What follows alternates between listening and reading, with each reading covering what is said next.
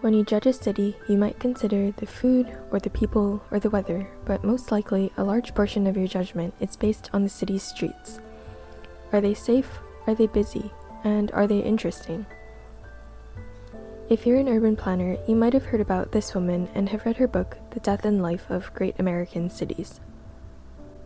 If, however, you're like me, then you didn't study urban planning, but you might have found that you really like cities outside of the United States, but can't eloquently explain why. This video is part 1 of 4, attempting to explain some concepts in Jane Jacobs' book. And hopefully by the end of this short series, you'll be able to explain exactly why you like streets like this over streets like this. So let's first think about a city street.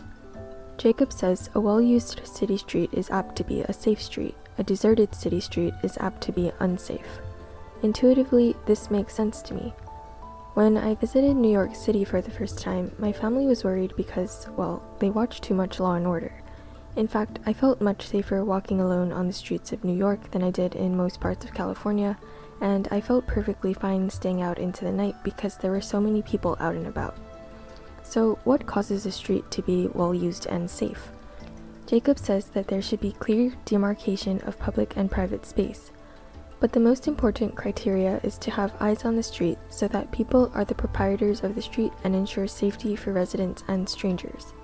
This is achieved by having a sufficient quantity of public places like stores, cafes, or bars that give people reasons to use the street, pulling them along sidewalks with no other attractions. Store owners and employees also act as peacekeepers who monitor the street, and people just attract other people, so a lively street will always have users and watchers. Perhaps you've heard of the 15-minute city, where the idea is that everything you need is within a 15-minute walk or bike. This is only possible with mixed uses. But having mixed uses is only part of what makes a street safe. Imagine a downtown district that's busy during the day but empties out at night, becoming an undesirable and possibly unsafe neighborhood. So the key is to have continuous street users throughout the day, and this is where the temporal or time aspect is really important. It's not enough to have a functionally mixed-use street, the times of usage must be mixed as well. I used to live in Spain, and in the mornings the cafes and bakeries would open, followed by businesses and clothing shops that opened around 10 a.m. I could just run downstairs and walk about 2 minutes to the nearest grocery store, convenience store, or ice cream shop.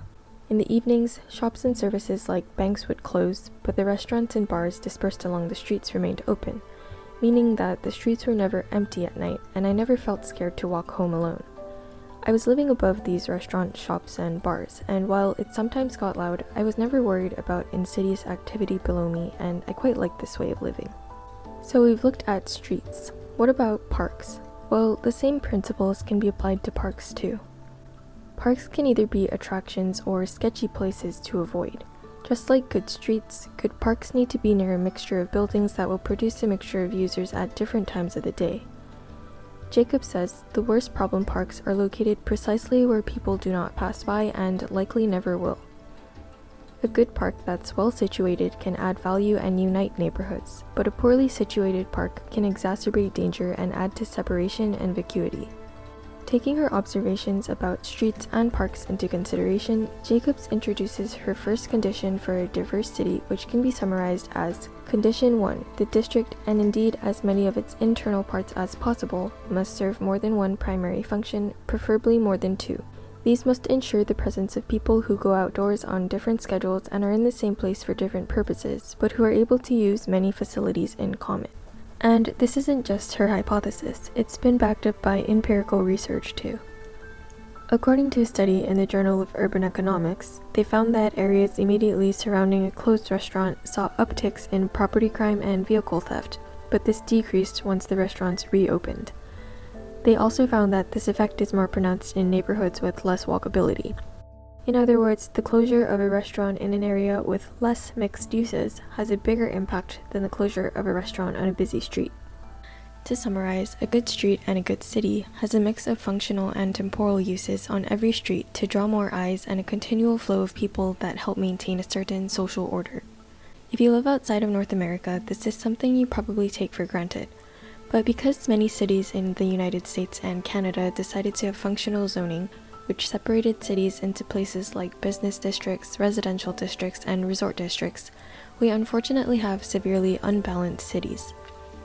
As Jacob said, cities are being witlessly murdered in good part by deliberate policies of sorting out leisure uses from work uses under the misapprehension that this is good city planning. It's worth noting that she said this in the 60s, yet it's regrettably still relevant today.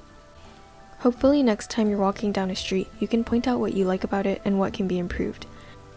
Is there enough variety? Is it still lively at night? Are you in a park surrounded by mixed uses, or do you feel uneasy? What are some of your favorite cities, and do they use these concepts?